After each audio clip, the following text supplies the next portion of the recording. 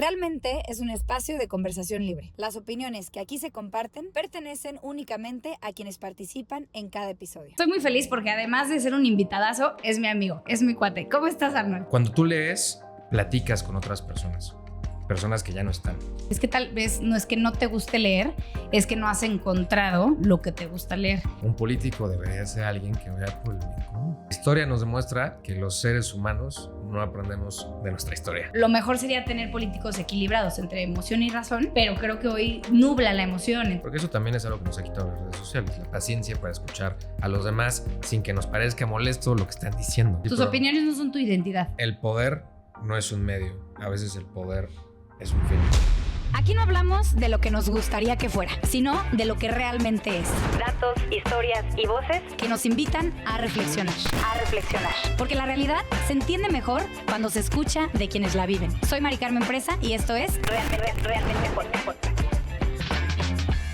Hoy hablamos mucho de política, pero quizá nunca se había entendido menos. En México, la mayoría de las personas ya se informa por internet y redes sociales. Por otro lado, el hábito que más ayuda a comprender procesos complejos, la lectura profunda, es cada vez menor. El mexicano promedio lee apenas 3.2 libros al año. Aunque cerca del 70% de la población declara leer algo, una gran parte de ese consumo ocurre en páginas web, blogs o contenido rápido. Y esto cambia la forma en la que pensamos. Las personas tienden a consumir y compartir información que confirma sus creencias, formando comunidades cada vez más polarizadas. Es decir, hoy discutimos política todos los días, pero cada vez menos desde el mismo punto de partida. Por ello, hoy platicaré con Arnold Valdés, cofundador de Política en Prosa. Política en Prosa es un proyecto digital que vio la luz en agosto del 2025, creado por Arnold Valdés y Arturo Ramos. Su misión es fusionar la literatura y la política mediante el análisis profundo de obras literarias con un enfoque político-social. Este espacio que ellos crearon busca ofrecer una perspectiva innovadora y accesible sobre la realidad pública, utilizando la conexión entre las letras y el ejercicio del poder para atraer a una audiencia crítica. Entre sus pilares están la promoción de la cultura, donde la literatura se presenta como una herramienta vital para comprender la ingeniería de las crisis y los liderazgos actuales, el fomento del pensamiento crítico como un llamado a rescatar el matiz y la duda razonable, y vivir más despacio, una invitación a la pausa reflexiva frente a la tiranía de la inmediatez digital. Con Arnold voy a platicar de todo y estoy muy feliz porque además de ser un invitadazo, es mi amigo, es mi cuate. ¿Cómo estás, Arnold? Muy bien, ¿y tú, María? Encantado de estar aquí en Realmente Podcast. Ya lo habíamos platicado en café de a ver cuándo venías al espacio y ya por fin se nos hizo. Oye, estaba presentando este proyecto padrísimo que crearon en 2025 antes de entrar de lleno a ponernos filosóficos y empezar a platicar del pensamiento crítico, de muchos libros, de política, de literatura. Platícame cómo nace la historia de Política en Prosa. ¿Por qué se les ocurrió esta idea? Arturo y yo estábamos reflexionando acerca de la realidad actual de la política y precisamente discutiendo sobre la civilización del espectáculo de Mario Vargas Llosa. Ok. Llegamos al punto de acuerdo en que las cosas tenían que cambiar. Vivimos muy a prisa. Todo es rápido, todo es efímero. Las redes sociales nos hacen vivir muy rápido. Okay. Entonces, la política se ha empezado a banalizar. Entonces, Arturo y yo dijimos, a ver, a los dos nos gustan los libros y nos gusta la política. ¿Qué deberíamos de hacer? Pues compartir nuestro gusto con las demás personas y tratar de sembrar en la gente una pequeña semilla de reflexión, las reflexiones que nosotros generamos a partir de los libros. Libros que leemos porque nos damos el tiempo de leerlos, porque nos damos la oportunidad de pausar nuestras vidas, que son muy rápidas, para disfrutar una pequeña lectura y ponernos a reflexionar. Y ¿tú por qué lees, Arnold? ¿Por qué lees? ¿Por tener más información, por tener más conocimiento, por diversión, por entretenimiento? Soy una persona muy curiosa. Okay. O sea, esa es la realidad. A mí los libros me han abierto muchísimo los ojos, iba a decir puertas, pero en realidad lo que me han abierto son los ojos. Me han ayudado a descubrirme mejor a mí mismo, a conocerme de maneras en las que no pensaba conocerme antes de meterme de lleno a las cuestiones literarias. Okay. Cuando tú lees, platicas con otras personas que ya no están. Los escritores son gente que tiene y que ha tenido a lo largo de la historia claridad mental. Y esa claridad lo que ha hecho es ayudar a las siguientes generaciones a también tener un poquito de claridad. Entonces, leyendo, he ido encontrando partes de mí que también otras personas han encontrado. Entonces, está muy padre hallar esos clics. Para ti, todos los libros que han pasado por tus manos tienen algo para llevar. Es decir, ¿todos los libros crees que te dejan algo o hay literatura que tal vez no trascienda? Yo creo que por lo menos alguna frase de todos los libros que he leído me he quedado en su momento. No las recuerdo todas, solo recuerdo algunas que me grabé o en el corazón o en el cerebro. Pero sí, en realidad, todos los libros me han dejado algo. Muy bien. ¿Pequeño o grande? Pequeño o grande. Yo siempre he dicho, cuando alguien me dice, oye, es que sabes que a mí no me gusta leer, no me puedo concentrar esos 30 minutos que le quiero dar al día a la lectura, le digo, es que tal vez no es que no te guste leer, es que no has encontrado lo que te gusta leer. ¿Qué opinas tú de esto que yo creo? Yo creo que desde pequeños, en primaria, kinder, secundaria, tú te acordarás perfecto que nos han dejado lecturas que tal vez ni siquiera eran para nuestra edad. O sea, no sé, en secundaria leer la Divina Comedia, pues es como, hermano, pues la realidad es que no lo vas a entender por más listo que seas. O sea, bueno, por lo menos, a menos de que seas un caso extraordinario. Sí. Entonces, desde ahí como que nos hacemos un poco renuentes ante la idea de ponernos a leer. Entonces es un hábito que empezamos a decir desde muy pequeños, como que esto no me late, no me encanta, porque además escogen un libro para todos, no pensado en un individuo como tal, ¿no? Sino como para todos los miembros de un salón de clases. Entonces desde ahí ya vemos con ojos negativos y de manera hasta, vaya, fea, lejana, los libros, sí. Lejana, como si fuera algo que no es para nosotros. Entonces, yo justamente pues, nunca había leído en mi infancia, ni siquiera en gran parte de mi adolescencia. Yo empecé a leer bien como a los 18 años. Muy bien. Y fue porque un día agarré un libro y dije, por lo menos voy a acabar un libro en el año, ¿no? Y ya de ahí me agarré y ya no acabé. Entonces, me acuerdo perfecto, era El Príncipe de Nicolás Maquiavelo. Ah, Entonces, bueno, empezaste luego muy político. Me dio mucha curiosidad, la verdad. O sea, porque ya ves que todo el mundo cuando estás metido en medios o en política te dicen, no, es que tienes que leer El Príncipe. Yo, o sea, estudié comunicación, entonces tampoco es como que me recomendaron a mí leer El Príncipe, como tal vez sí lo hacen en derecho o en relaciones internacionales o en administración pública, ¿no? Entonces agarro el libro y me pongo a leerlo y ahí me doy cuenta de que sí me gustaba leer.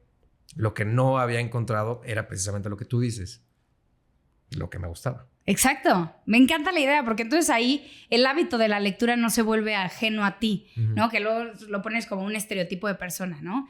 Al muy serio, al muy intelectual, al que... Y realmente es para todos y todas, nada más que encuentren lo que les guste. Es correcto, María del Carmen. Y además también a veces sí es una cuestión de disciplina. O sea, por ejemplo, en mi caso, yo tengo la convicción de leer por lo menos 30 minutos al día, entre 30 minutos y una hora, ¿no? El año pasado leí más de 50 libros. Mucha gente dice, 50 libros es muchísimo. Pero si ya lo desglosas, no es tanto. Con leer una hora al día, puedes leer 50 libros al año. Aunque seas fanático de la lectura, tienes que hacerte el hábito de darte el tiempo. Ajá, exacto. O sea, tienes tú que estar dispuesto y dispuesta a sacrificar una parte de tu tiempo, que bueno, no, sacrificar no es la palabra correcta. La palabra correcta es invertir. Invertir. En lecturas. Que al final del día amplían nuestro bagaje cultural y además nos enseñan a ver el mundo con ojos con los que no estamos acostumbrados a verlo. Y no siempre tienes que estar de acuerdo con lo que estás leyendo. Por supuesto que no. Justamente de eso trata también la lectura, de poder entender otros puntos de vista ajenos al tuyo. Eso es algo que hemos perdido últimamente gracias a las redes sociales. Totalmente de acuerdo. Y ahorita vamos a ir para allá. Oye, un punto es ese, el de no estar de acuerdo con lo que se está leyendo, pero también se vale abandonar un libro si no te atrapó en los primeros capítulos. Claro que se vale. Es perfectamente natural que no todas las lecturas te gusten. O sea, por ejemplo, no sé, si yo te recomiendo a ti, María, lee Hegel o lea Wittgenstein igual y me dices, va, lo voy a leer, lo agarras y vas a decir, no le estoy entendiendo absolutamente nada, pues no tienes por qué llegar hasta el final si no quieres. Claro. Porque eso precisamente es lo que luego aleja a las personas de los libros.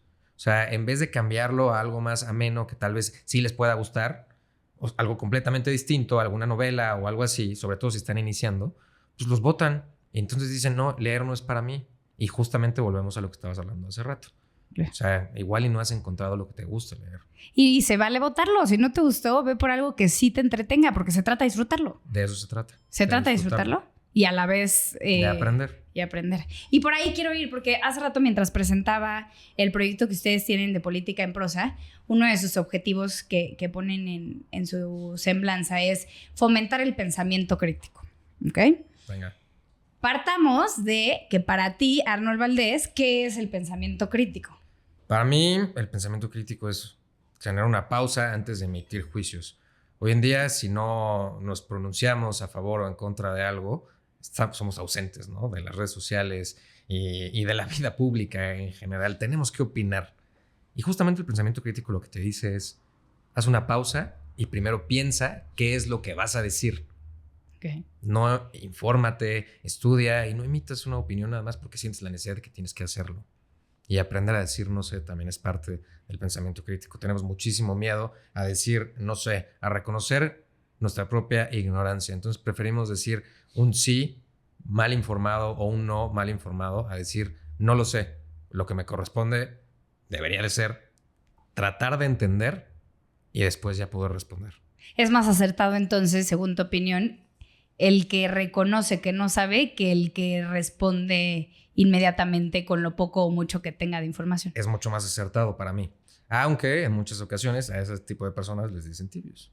Porque estamos en un mundo nuevamente muy polarizado. Entonces, si no estás de un lado, estás del otro. No hay espacios para los grises. O puede ser que haya espacio para estar en medio, dentro de los matices, pero eventualmente llegar a una conclusión. Sí, así es como tendríamos que vivir de acuerdo con el pensamiento crítico. Primero informarnos y después emitir opiniones. Pero justamente cuando estás en la etapa contemplativa, en la etapa de me estoy informando, pues no tienes como tal una opinión. Apenas estás descubriéndola. Apenas la vas a ir construyendo. Entonces, con esto que me estás diciendo, para lograr tener un pensamiento crítico tiene que haber primero información. Primero tiene que haber aceptación de la propia ignorancia. Okay. Después tiene que haber curiosidad para poder querer superar esa ignorancia. Y ya después podemos ver algo de luz. Con la información, con conocimiento. Uh-huh. Con el intercambio de opiniones, con el diálogo que hemos perdido. Ok, pues, ok. O sea, la información puede llegar desde el diálogo, puede llegar con la lectura, puede llegar con la contemplación. Incluso con las propias redes sociales. Okay. Siempre y cuando no nos ceguemos y no nos creamos lo que dicen los encabezados, sino verdaderamente informarnos. O sea, buscar en distintos medios de comunicación, contrastar y a partir de ahí sacar nuestras propias conclusiones. ¿Y qué pasa con el sentido común? Es todo menos común, María del Carmen. El sentido común es todo menos común. Porque a mí me encanta esto que lo afirmo. Sí creo que el mundo cada vez carece más de sentido común. Que para mí el sentido común no es necesariamente tengo la información o tengo... Sí, no tengo la información como para emitir una opinión, pero bueno, mínimo que si ya vas a emitir una opinión, que sea con sentido común. Y creo que eso es lo que carece a veces esta sociedad. Yo también.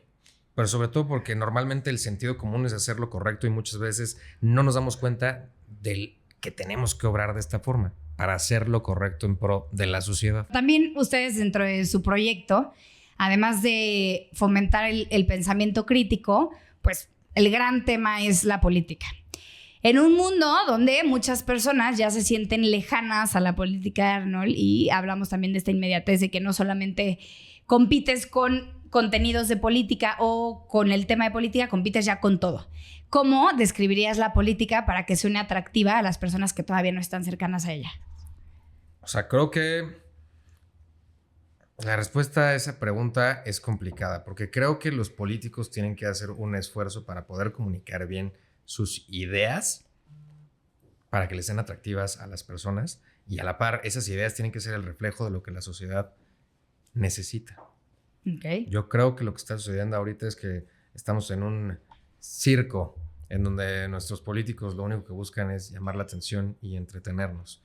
No creo que estén buscando darle a conocer sus ideas. No creo que eso sea con bailes, por ejemplo, de TikTok. Okay. O sea, los políticos dicen hoy en día, es que así te atraes a los jóvenes. O sea, haces que te vean los jóvenes, pero no los haces creer en ti.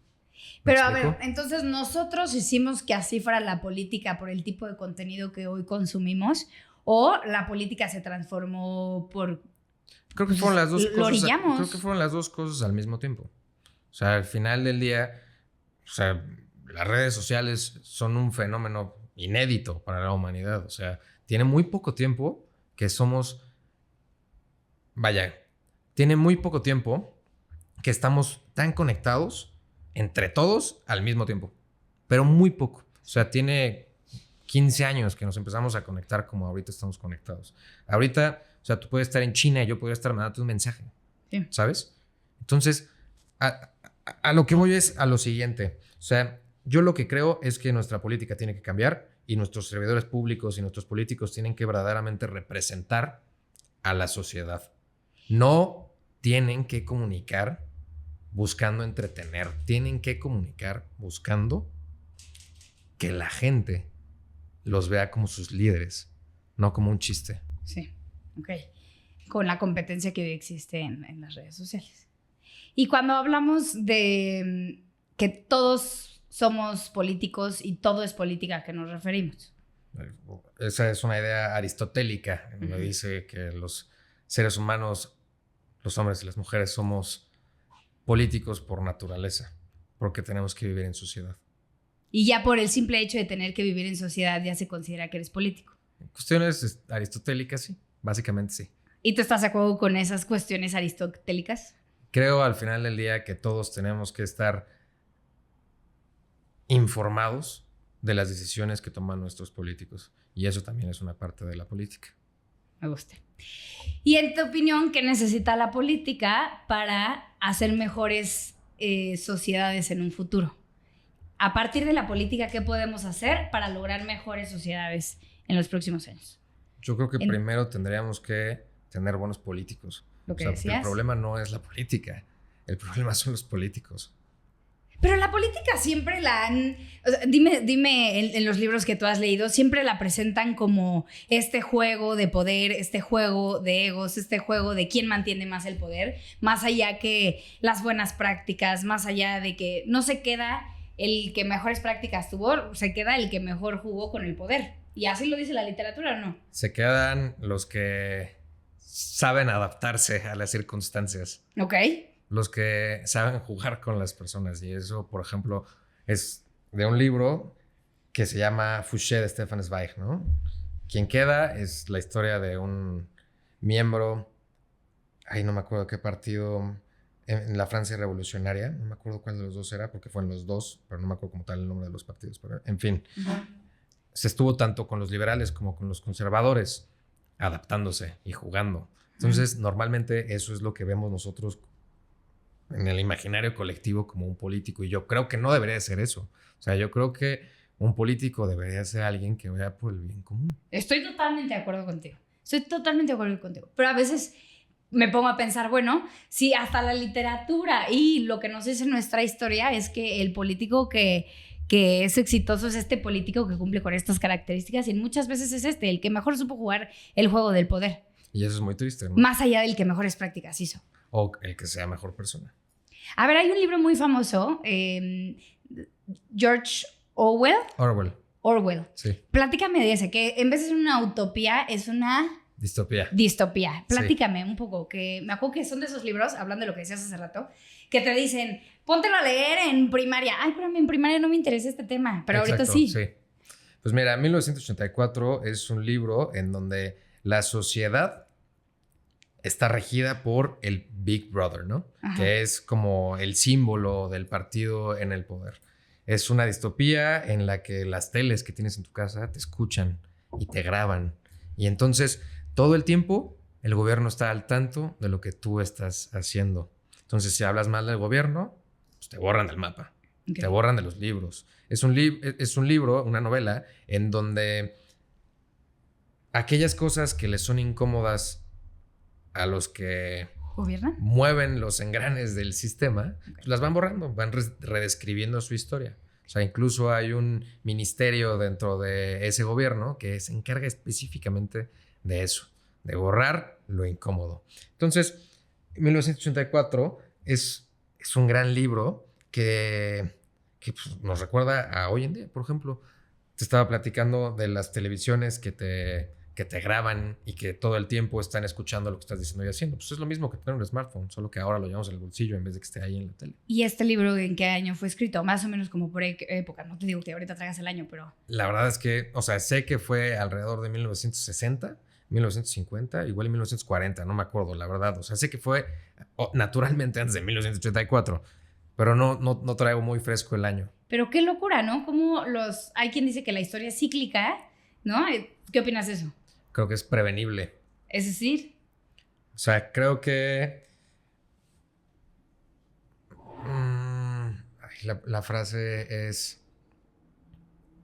De situaciones similares se extraen resultados similares. Ok. O sea, a ver si desde el principio de la historia de la humanidad hemos tratado de controlar a nuestros congéneres, es natural que con el aumento de tecnología se trate de hacer lo mismo, nada más que con otros medios. Exacto. Pero se repiten los ciclos. Pues al final del día, sí. Y entonces la literatura es ese testigo eterno. Sí. De cómo los ciclos se van repitiendo. Es correcto. ¿Tú Así crees es. que el que no conoce su historia... ¿Cómo es esta frase? ¿El que no conoce su historia? ¿Está condenado a repetirla? ¿La crees? Parcialmente, sí. Ok. Creo más otra que decía Hegel. Esto es una paráfrasis. La historia nos demuestra que los seres humanos no aprendemos de nuestra historia, que es a grandes rasgos muy similar a la que estás diciendo tú. Ok. ¿Algunos libros que te vengan ahorita a la mente que me digas, Mari Carmen, después de leer este libro de tal vez hace muchos años o ni siquiera tan reciente, empecé a entender a la sociedad actual, a la política actual, al contexto internacional actual? Mira, me gusta mucho La tiranía del mérito de Michael Sandel. Me gusta mucho Justicia de Michael Sandel también. Me gusta mucho La sociedad del cansancio de Byung-Chul Han. Es un filósofo surcoreano muy bueno. Hasta aquí. El de Ok. la tiranía... La tiranía del mérito. La tiranía del mérito, ¿de qué va? Te habla del por qué el sistema no es justo en realidad. O sea, aquí nos dicen que el que persevera alcanza y que todos tenemos en realidad las mismas oportunidades, pero en realidad no las tenemos. O sea, el sistema es injusto para la mayoría de personas. Nos dicen, es que todos estamos en una carrera. Pues sí, carnal, pero no es lo mismo que estemos en una carrera en donde tú tuviste el tiempo para descansar previo para la carrera, donde tú tienes una mejor alimentación, en donde tú tienes mejores tenis, en donde tú, no sé, llevas tantos años entrenando y de la nada nos sueltan a correr a los dos. O sea, no vamos a estar en igualdad de condiciones, por más que digan que tenemos la misma oportunidad de participar en la carrera, ¿estamos de acuerdo? Okay. Y además también te menciona, por ejemplo, tú y yo tenemos talentos diferentes, ¿no? ¿Qué tal que la carrera es de velocidad? Pero ¿qué tal que yo soy bueno en realidad en una carrera de obstáculos, no tanto de velocidad? ¿Qué tal que yo soy bueno en un maratón, en donde necesito estar pues listo todo el tiempo, preparado, y es una carrera de distancia, no de velocidad? La tiranía del mérito. De Michael Sandel es muy bueno. Y el segundo libro que recomiendas es del mismo autor. Es Justicia de Michael Sandel. ¿Y sí. de qué va? Pues básicamente lo que te habla es del origen de nuestras motivaciones para hacer las cosas. Ok. O sea, tú, hace rato justamente mencionamos la palabra utilitario, ¿no? El libro se resume en 2 puntos. Lo que debemos hacer, porque es lo que nos dicta nuestra moral y porque es lo correcto, es algo muy kantiano, y después lo que te va a dar un mejor resultado, ¿no? No necesariamente lo moralmente correcto. No Ok. necesariamente lo moralmente correcto. Entonces, justamente a eso iba a hacer. ¿Qué es lo justo? ¿Qué es lo justo? Yo creo que lo justo es hacer lo correcto y ver todo como si fuera un fin y no un medio. Ok. Esa es Justicia del mismo autor. Sí, eso es justicia. ¿Y el tercer libro que recomendaste? El tercer libro que te recomendé, La sociedad del cansancio de Byung-Chul Han, habla precisamente de cómo nosotros estamos tan conectados a nuestros teléfonos y tan conectados a todo este show de la era digital que nos autoexplotamos y todo el tiempo estamos trabajando y creyendo que nos estamos realizando porque estamos todo el día ocupados. Okay. A grandes rasgos. Ok. Esos son 3 libros que por lo que me estás explicando ahorita, para ti definen a la sociedad actual. me han ayudado a entender la sociedad actual. No creo que la definan como tal. Te han ayudado a entender la sociedad actual. Y a entender la política actual. ¿Hay alguno que te...? Es que los tres van muy de la mano con sociedad y política. O sea, creo que leyendo esos tres te puedes dar una muy buena idea de cómo funciona la sociedad ahorita. Ok. Psicopolítica también te podría gustar a ti, que también va muy similar. ¿Cómo se llama? Psicopolítica. Ok, ¿de qué va?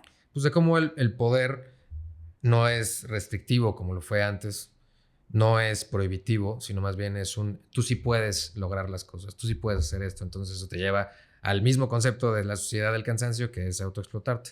Ok, muy bien. Esos no describen a la sociedad actual, pero sí te entienden. Te ayudan a entenderla. Te ayudan a entenderla O sea, más. naturalmente sí describen partes de la sociedad, pero no creo que nada más con esos libros puedas entender todo lo que estamos claro. viviendo. Pero lo que busco con este episodio realmente es pues, que las personas que nos estén escuchando adquieran estas recomendaciones que están diciendo, que estás dando, para que puedan empezar a generar su pensamiento crítico de la sociedad actual. Además son sencillos de leer. Son sencillos de leer. Sí. Oye, ¿y algún libro político que nos recomiendes? Me gusta Fouché de Stefan Zweig. ¿Fouché? Fouché. ¿De Es qué va? el que estaba platicándote hace rato, de este camaleón de la política francesa, que se movía entre los distintos partidos con tal de mantenerse en el poder. Ok. O sea, si bien nunca figuró como tal, como el personaje principal de la política francesa, sí era alguien que estaba tras bambalinas moviendo los hilos. Y creo que es un muy buen libro que merece la pena que todas y todos lean en algún punto si les gusta la política. Ok. Hablando de política y estamos hablando de libros, ¿tú crees que la política es razón o es emoción? Yo creo que debería ser razón, pero creo que es emoción. Totalmente de acuerdo contigo. En muchos casos. No sé si para los políticos sea lo mismo, pero como para los espectadores de la política, para quienes recibimos la información de los políticos, en muchos casos sí es emoción, no razón. Que lo utópico sería pensar que fuera el equilibrio entre ambos, ¿no? Sí. Claro que te emocione, pero que tenga argumento. Pero que también tenga lógica, que tenga sentido, que también pueda hacer algo con esas emociones. Últimamente ronda en mi cabeza el pensamiento de que discutimos más personas de lo que discutimos ideas. Y yo creo que por eso estamos como estamos. Ok. Criticamos, discutimos más sobre el personaje que sobre las ideas de ese personaje. Exacto. Hoy en día creo que incluso los mensajeros son el mensaje. O sea, tú que estudiaste comunicación entiendes perfecto a lo que me refiero. Sí, pero... O sea, ya no creo que valga tanto el mensaje, vale más el quién dice. Pero claro, por el mensajero está llevando el mensaje que quiere dar, pero no necesariamente lo que va a decir es cómo se presenta, qué hace, cómo... O la estima que ya tenga la gente sobre esa persona. Oye, pero eso está súper fuerte, porque es entonces muy fuerte. Ya nos estamos fijando nada más en el mensajero y no ni siquiera qué quiere hacer con este país, con esta ciudad, con esta, ¿no? O sea, estamos cegados ante estas grandes personalidades que ya no importa lo que digan, le aplauden a la gente o la abuchean, cualquiera de las dos. Pero no importa lo que digan. No importa lo que digan. No importa lo que haga. Mira, a ver, si alguien que está escuchando este episodio se dedica a la política, después de escuchar decir que la política es más emoción que razón, puede llegar a ser un poco... desesperarme. Me desespero, que entiendo que hay que contar historias, entiendo que hay que encender una emoción, pero a veces uno se preocupa muchísimo más en que lo que está haciendo realmente tenga un impacto, porque para eso estamos ahí. Sí. Un impacto positivo para las personas. Pero puede llegar a desesperar mucho que tal vez ese impacto positivo que quieres hacer desde la razón pase desapercibido si alguien te gana con la emoción. Pero tú te refieres a la hora de comunicarlo. A la hora de hacer política. O sea, quiero hacer política con razón, con la intención de generar buenas prácticas para estar ahí, pero sé que el mundo en el que vivimos me pide ser emocional. Entonces, lo mejor sería tener políticos equilibrados entre emoción y razón, pero creo que hoy nubla la emoción. Entonces, la razón la están dejando de lado, lo que decías tú. Sí, totalmente. Sobre todo en términos de comunicación. En términos de comunicación. O sea, creo que en sí los políticos sí son muy razonables cuando están haciendo política entre políticos. Okay. Pero cuando están comunicando esos procesos políticos, esas decisiones políticas, creo que sí se van totalmente a la emoción. O sea, nosotros siempre estamos recibiendo estímulos y sobre todo emocionales. en redes sociales. Pero entonces ¿no? le quitas el acceso a la persona que ve desde afuera la política a la razón. Sí, muchas veces sí. O sea, muchas veces lo que hacen es nada más contar una historia que va a despertar emociones en vez de contar las razones por las cuales se toman decisiones. Y nosotros estamos tan acostumbrados a lo primero que ya incluso ignoramos lo segundo cuando nos llega a aparecer en redes sociales. Y si genera un pensamiento crítico como ciudadano, ¿voy a empezar a indagar por esa razón? Pues se tendría que, naturalmente. Ok. O sea, creo que ya cuando empiezas a pensar de manera crítica, tú misma empiezas a exigir más la razón que la emoción. Sobre todo porque sabes que todas las decisiones que toman los políticos te impactan de una forma u otra. Muy bien. ¿Y cómo se ejercita el pensamiento crítico para la política? Leyendo, dialogando, contrastando, escuchando opiniones distintas a las que ya tienes sin enojarte. Porque eso también es algo que nos ha quitado las redes sociales. La paciencia para escuchar a los demás sin que nos parezca molesto lo que están diciendo. Hemos dejado de ser tolerantes a la opinión del otro. Totalmente. O sea, hoy en día ya nada más descalificamos a las personas porque tienen opiniones diferentes a las nuestras. Entonces creemos que están mal fundadas. ¿Y sabes por qué? Porque hoy, más que nunca creo, la gente siente que sus opiniones son totalmente su identidad. Entonces, al admitir que tienen que cambiar de opinión, sienten que le está dando la torre a su propia esencia. Y eso está mal. Eso no lo había escuchado, pero tienes razón porque me hizo clic. ¿Tú crees que las opiniones que tienen son tu identidad? Sí. Cuando tienen que ser cosas... Cuando O sea, más bien con la identidad siempre es cambiante. O sea, al final del día, o sea, tú tienes que ser... O sea, tu identidad... No, te entendí, claro. Sí. Tus opiniones no son tu identidad. Exacto. O sea, no es toda tu identidad. O sea, tienes que estar abierta a cambiar de opiniones. Porque además, en muchos casos esas opiniones, o sea, ni siquiera son nuestras. Son heredadas o son aprendidas o son las que se nos impusieron. Entonces hay que ser humildes y decir, lo correcto es que ponga en tela de juicio esto y aquello. O sea, al final no pasa nada. En el mejor de los casos, regresas a pensar absolutamente lo que ya pensabas. Y ahora con seguridad, ahora con certeza, ahora entendiendo y entendiéndote mejor. Okay. Un pensamiento crítico no puede ser emocional, evidentemente. Puede ser emocional también. O sea, puede incluir emoción, a eso es a lo que me refiero. O sea, no puede ser enteramente emocional, pues no. Okay. Pero sí puedes tomar en cuenta emociones para emitir un juicio. Para mí fue muy importante lo que dijiste ahorita de cómo a veces hasta... Todo esto viene desde que dijiste, a veces las personas creen que lo que piensan es su identidad, ¿no? Sí. Que cuando ni siquiera las etiquetas que uno se pone a veces sabe describirlas. Por ejemplo, las ideológicas. Entre la izquierda y la derecha, como que dicen, es que yo soy de izquierda, yo soy de derecha. Bueno, describe, ¿no? O sea, hay que empezar a... Y hay veces que ahí entran los matices. Puedes ser de derecha, pero luego medio te haces al centro. Puedes ser de izquierda, pero te medio haces al centro. Y eso no significa que no tengas identidad fija.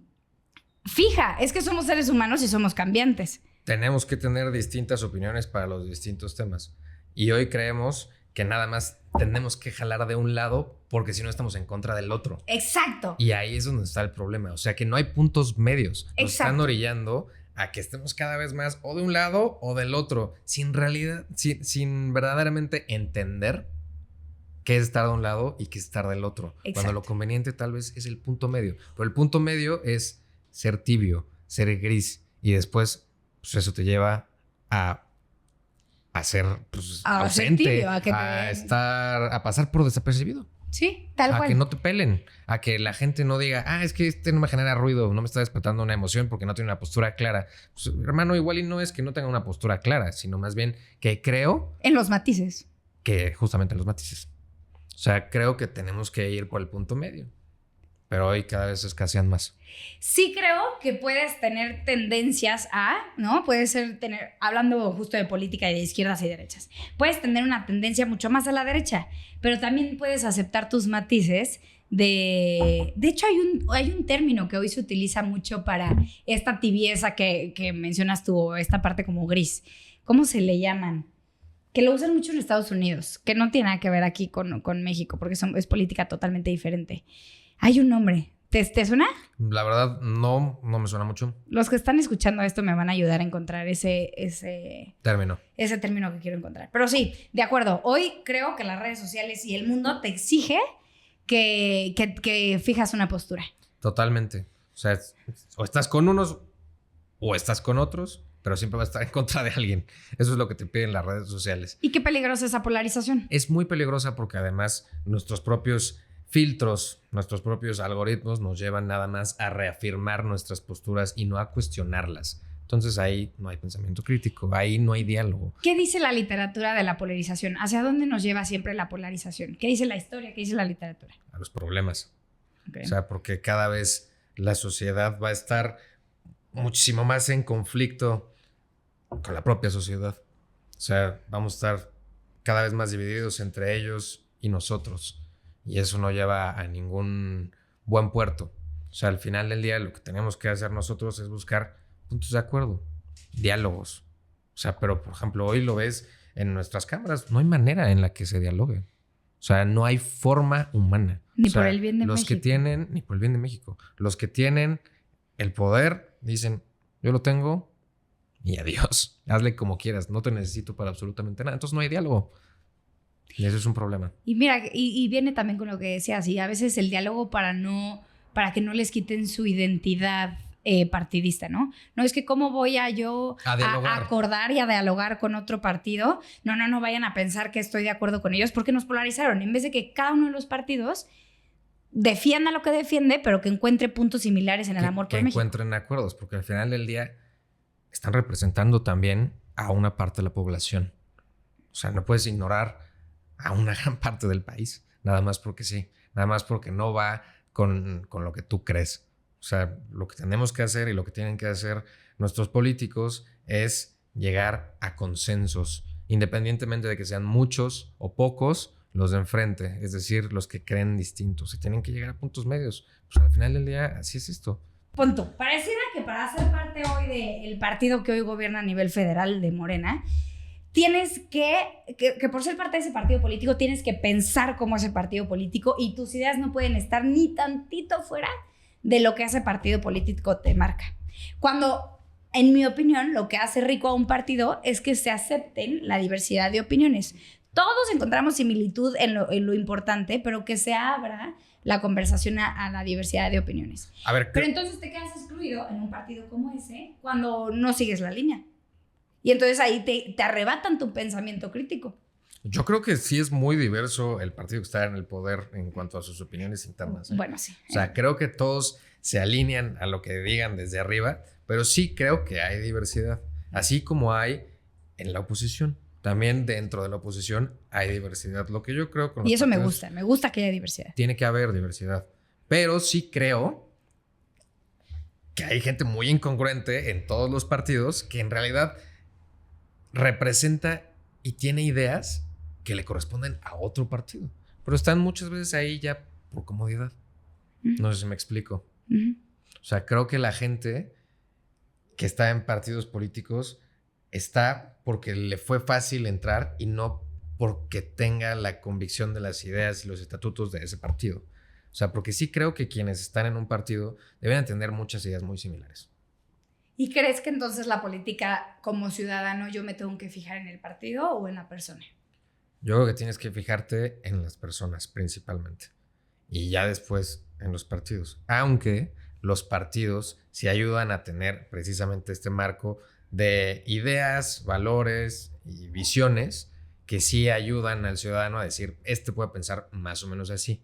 Okay. Pero luego sí hay de personas a personas. Por eso te digo, primero las personas, porque pues al final del día las personas son las que cometen actos positivos o negativos, buenos o malos.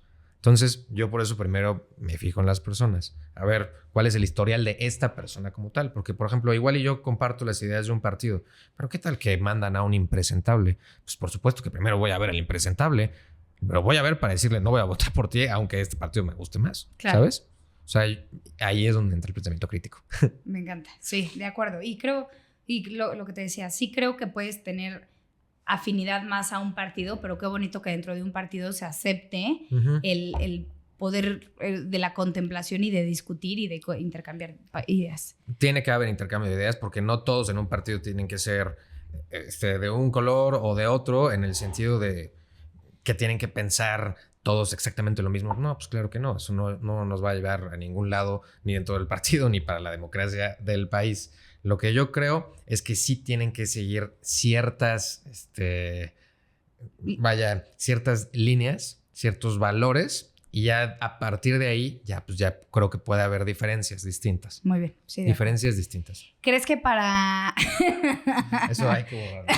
No lo voy a borrar. Oye, ¿crees que para que un liderazgo político trascienda debe de plasmarse más que su historia, sus acciones en la literatura?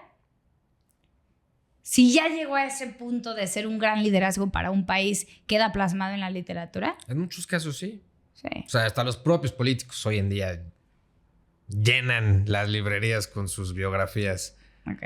Entonces, yo creo que sí los plasma en la literatura de una forma u otra. De una forma u otra. Sí. Ok. O sea, las grandes personalidades siempre están en los libros. Quiero hacer un ejercicio contigo, Arnold, que desde lo que tú has leído, ¿cómo defines estos conceptos? Ok.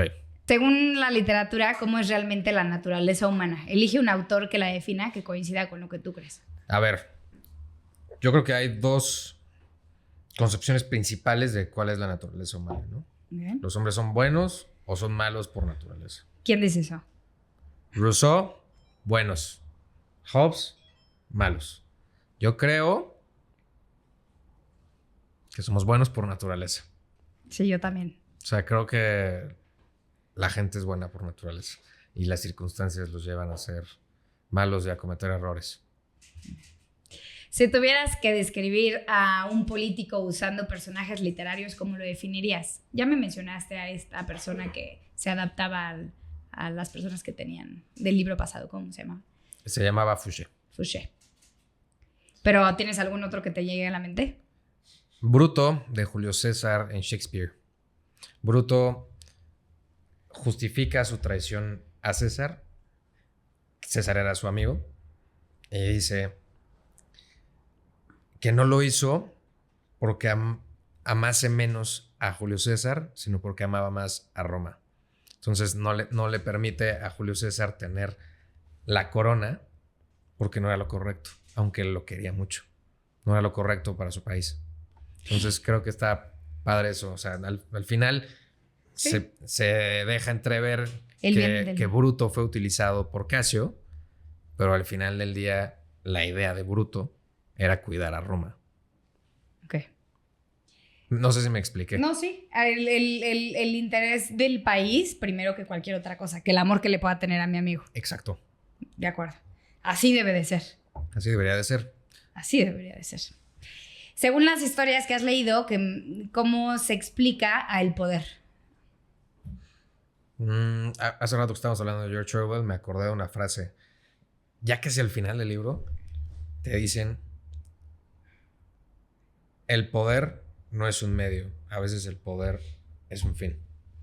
Hay quienes ven el poder como un medio para ayudar a los demás, para ayudar a su comunidad a crecer, y hay quienes usan ese poder nada más para hacer crecer su propio poder y poder vivir mejor ellos. ¿Me explico?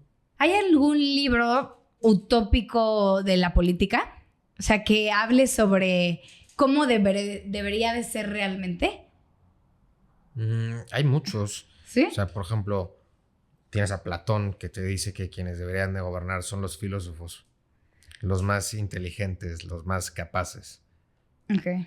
Pero bueno, sí, pues sí. Eso al final del día es algo utópico. Normalmente no gobiernan los más capaces, gobiernan los más hábiles.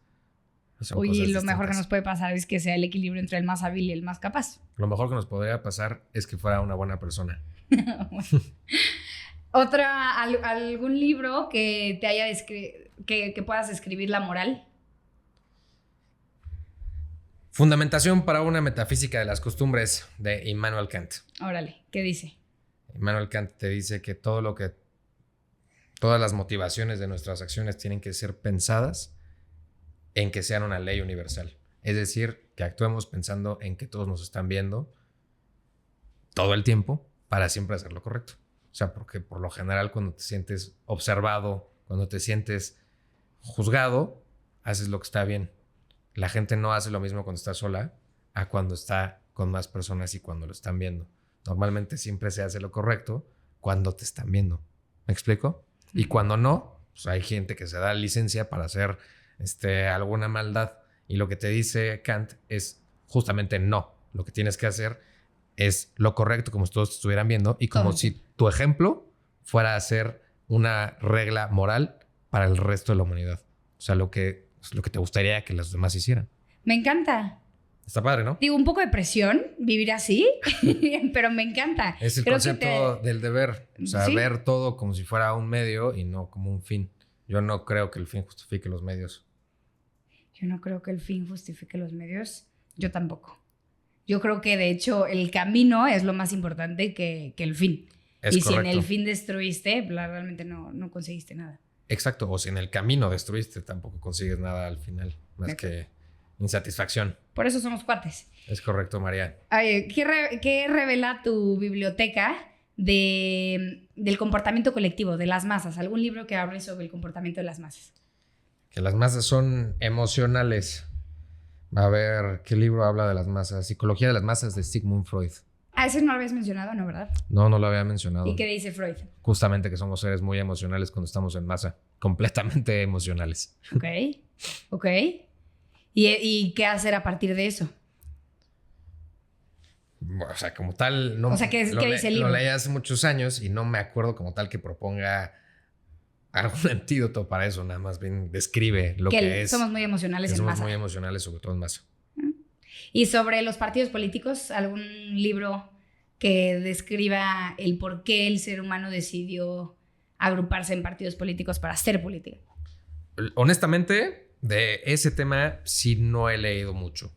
O sea, no tengo alguna referencia bibliográfica que me diga por este motivo hay partidos políticos. O sea, normalmente no lo abordan así, o por lo menos en los libros que he leído.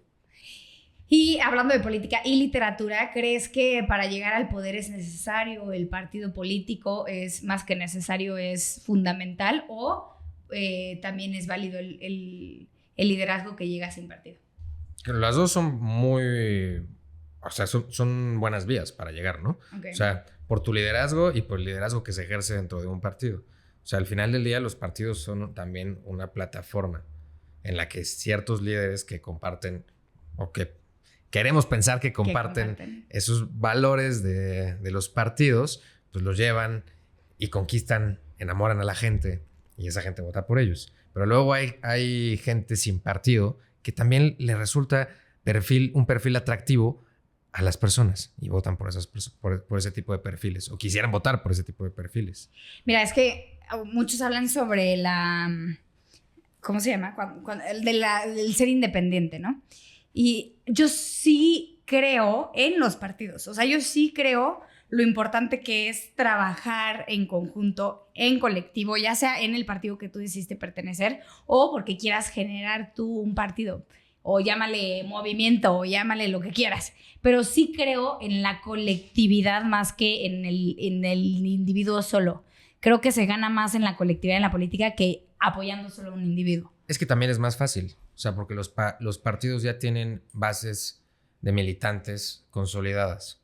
Entonces es mucho más sencillo que te acerquen a la población y que te abran espacios en distintas plataformas, que te inviten con líderes de colonias y demás con un partido. Sí. O sea, lo veo mucho más complicado como un individuo, aunque gracias a los medios de comunicación, hoy me parece que es más sencillo que hace 60 años. En la individualidad. Más bien que llegues sin partido a tener una posición política. Es que creo que el que puede llegar así como individual corre el riesgo de voy a usar esta palabra súper fuerte, como de volverse más tirano. No creo. ¿No? ¿Por qué? O sea, porque no creo que una cosa tenga como tal relación con la otra. O sea, no creo que una persona pueda ser más autoritaria, tiránica. Solo por llegar a él. Solo porque lo eligieron a él. Al final del día necesita un equipo para llegar ahí. Por eso, necesita un partido, necesita un equipo. Sí, o sea, sí necesita un equipo, pero no necesitan un partido necesariamente. No, pero llegas en colectivo sí o sí. Llegas... En grupo. Al poder se llega en grupo, si no Sí. se vuelven locos.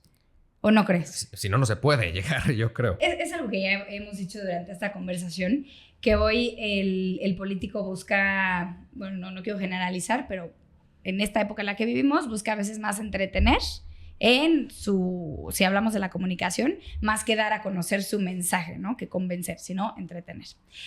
Pero también creo que ahorita, ¿quién crees que las redes sociales premian más? ¿Al más extremo? ¿Al más confrontativo? ¿O al más informado y con más razón? No, definitivamente a las personas confrontativas, a las personas que despiertan emociones muy positivas para sus seguidores y muy negativas para quienes no lo siguen. Creo que la persona que polariza es a quien mejor le va en redes sociales. Y esto es algo de lo que deberíamos estar muy apenados, porque así no vamos a llegar a ningún lado. Lo único que hace es que sigamos ciegamente a líderes que son radicales. Y la radicalización nunca es buena. Los puntos medios, como ya lo venimos platicando en esta conversación, son necesarios. Entonces, si hoy en día las redes sociales nada más apremian a quienes nos dicen o es blanco o es negro y no a quienes dicen, oye, tal vez hay gris, pues tenemos un problema. Pero ¿cómo hacerte notar, cómo hacerte ver, cómo existir en la conversación pública si el algoritmo no premia al del matiz, al de la razón, al del informado, si solo premia al confrontativo? Yo creo que es un problema que le dejemos esa decisión a los algoritmos en vez de pensar si es correcto lo que estamos haciendo o no. ¿Podemos contra el algoritmo? Deberíamos de poder. Al final del día fue algo que nosotros creamos. O sea, es un invento de humanos. Es cambiable, es perfectible. Y al final... Y al final del día, los algoritmos hoy le dicen a las personas qué pensar, a ver qué idiotez. O sea, los algoritmos sí nos pueden decir qué nos gusta y qué no nos gusta y llevarnos ahí, pero también hay que tener criterio para decir, me tengo que informar, tengo que ver cómo ven otras personas, quiero ver con los ojos de alguien más. O sea, eso es lo que nosotros deberíamos de hacer y es algo que no fomentamos, no promovemos. O sea, preferimos mantenernos así, o sea, viendo nada más hacia adelante lo que nosotros creemos, lo que nosotros pensamos, en vez de abrir nuestros ojos, abrir nuestro panorama y contrastar. Y es un problema muy grave. Sí creo, ahí estamos hablando de quien consume, ¿no? Pero el que genera el contenido, el que genera el mensaje, sí creo yo que si hoy planea ser visto, tiene que mantener intacto el tema de ser una persona que razona, ser una persona informada, ser una persona que mantiene un mensaje, pero sí creo que no puedes pretender no jugar con las reglas del algoritmo. Creo que las tienes que usar a tu favor sin perder el mensaje. Pero muchas veces se pierde el mensaje, precisamente por jugar con las reglas del algoritmo. ¿Qué? O sea, yo la verdad es que estoy muy, muy, muy en contra de que, por ejemplo, muchos políticos se suban a tendencias, a bailar y así tratar de captar la atención, porque pues no es su trabajo. O sea, lo que tendrían que hacer es informarnos acerca de lo que están haciendo y compartirnos aquello que logran, sea mucho o poco, en beneficio de la sociedad. Eso es lo que tendríamos que hacer. A mí no me interesa si están bailando, si están comiendo. Totalmente. Solo me interesa que estén resolviéndole a las personas sus problemas. El problema está en que esas mismas personas dicen, no, yo sí te quiero ver comer, te quiero ver bailar, da igual que estés trabajando por nosotros. Es un problema y grave, muy grave. ¿No lo crees? Sí. Estoy de acuerdo en que lo que queremos es verlos trabajar, pero eso no es el tema político. A ver, hablemos fuera de la política. Una persona que se sube al tema de las redes sociales, también todos en general, aunque a menos que te dediques al entretenimiento, pero si no te dedicas al entretenimiento tienes que mantener esa línea de información con antecedente, información con razón, información que haga un beneficio para la sociedad. O sea, a ver si entendí tu pregunta. Lo que me estás diciendo es la gente que no está en política Sí. tiene que igual... En esa misma línea de buscar más el trabajar y comunicar que el entretener.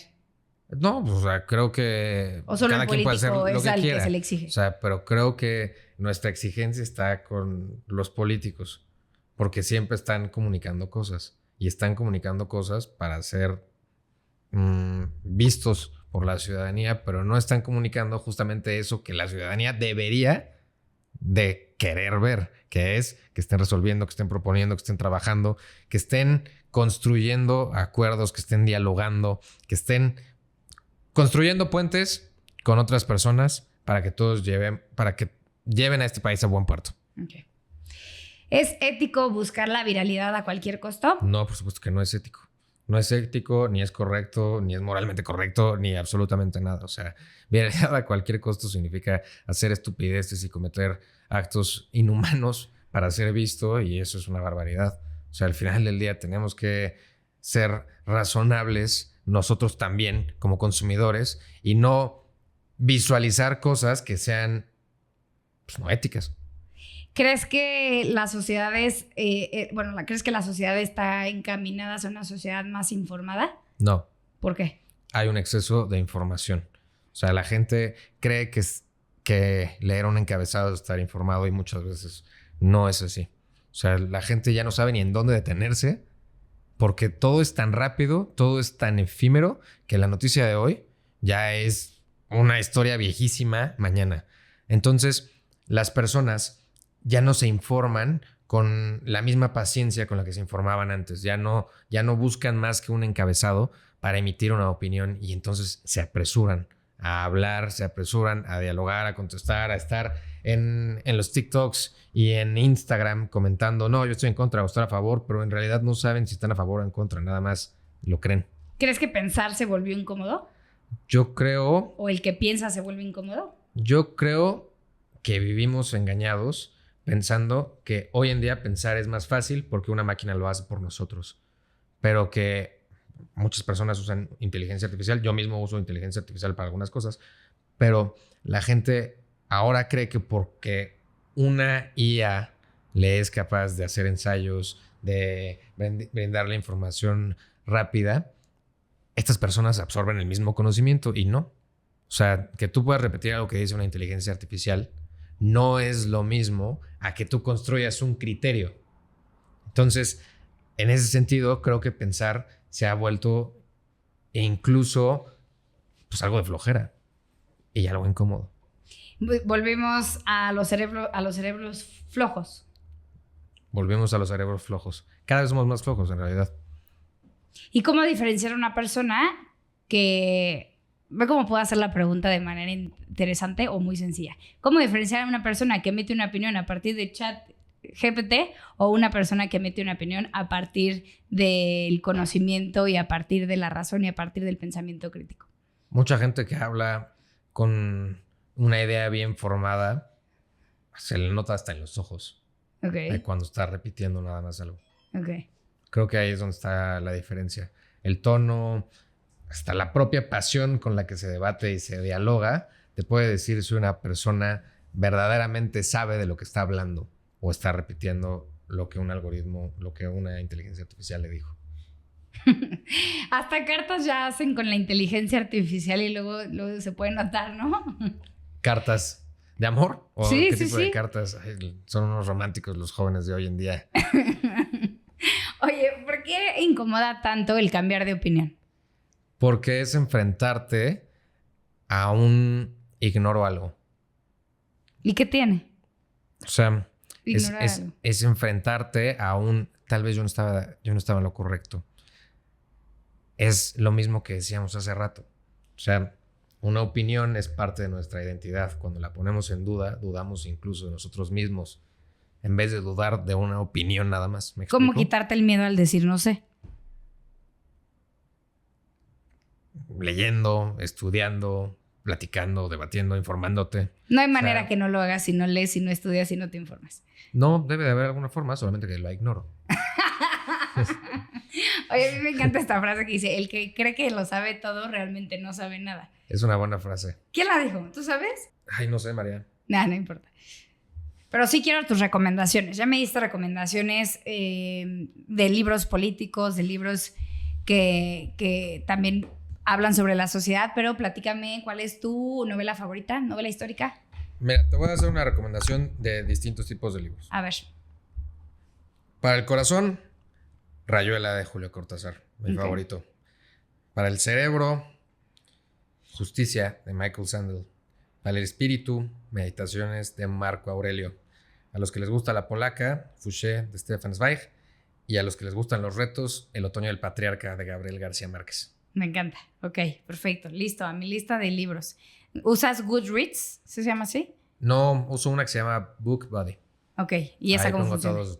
Pues nada más, o sea, le tomas una foto al libro, pones el número de páginas, autor, número de, editorial y demás, y la vas llenando con voy aquí, voy acá, y te pone la fecha de inicio, la fecha de término. Okay. Esa es la que uso yo. Quiero pasar a una sección donde yo te digo una palabra o una frase y tú la terminas con lo primero que te venga a la mente. Ok. ¿El pensamiento crítico realmente es? Crítico. ¿Cambiar de opinión realmente es? Muy humano. Uy. ¿Las redes sociales realmente son? Engañosas. ¿La política realmente es? Un medio. ¿El poder realmente es? Un medio. ¿La verdad realmente es?